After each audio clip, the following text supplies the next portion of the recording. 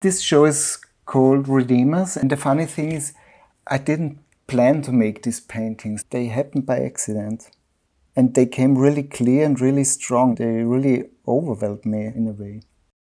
I was working on a landscape painting with a horse rider.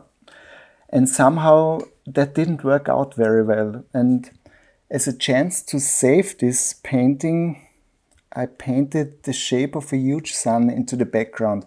It was still not working. And being in this state of a wasted painting, I had nothing to lose. So I put a little head on top of the sun and I added raised hands, and suddenly the painting was kind of turned on and a redeemer appeared. I thought a redeemer has to be female in any case. I want these paintings to be read particularly physically. And so I gendered the redeemer.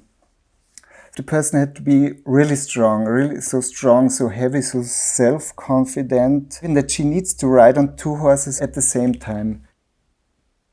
The black one is redeemer number 5.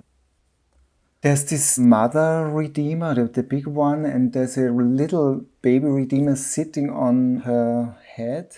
It's a joyful painting because they are playing around with other figures and they are on this strange horse.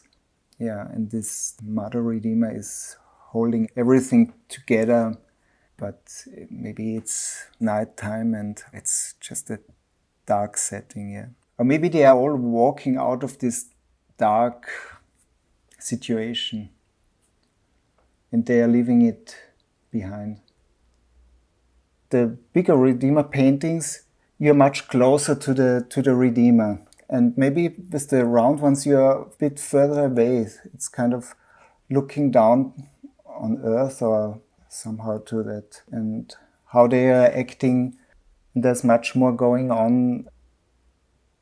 Recently, I do a lot of pencil drawings before I start a painting. And out of one pencil drawing or out of 2 or 3 or some of them, it gets quite clear how the painting should look like, and then I just go for it. And the ink drawings are always meditation about paintings I've already done. It's completely different to the pencil drawings, and it's not about developing a work. It's about meditating about paintings, and they're not so strict as the pencil drawings. Maybe they're about freedom. At the end, I don't want to tell any stories. I'm not interested in storytelling at all. It's about creating a language, and it's a pictorial language. And it's not about terms of abstraction or figuration. It's just a language I developed. I see every painting as a whole life. I never paint at the same time on several paintings. It's just like living one life and ending it, and then I start a new painting. And it's like one day gives the other. I think you can read this in the painting, or you could see them. I don't hide the detours, the mistakes. I love it when a painting has all these parts, if they are sad and if they are funny, if they are loud and if they are silent and if they are colorful, that they should have all these aspects and not just one side of that. At a certain point, maybe the painting tells you what to do and what's wrong or what's right. It guides you through the whole process of making it. The idea is that the viewer could easily slip into a redeemer figure. It's all about freeing yourself. It's about being your own redeemer.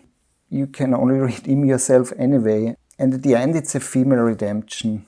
And I think the world needs a female redemption.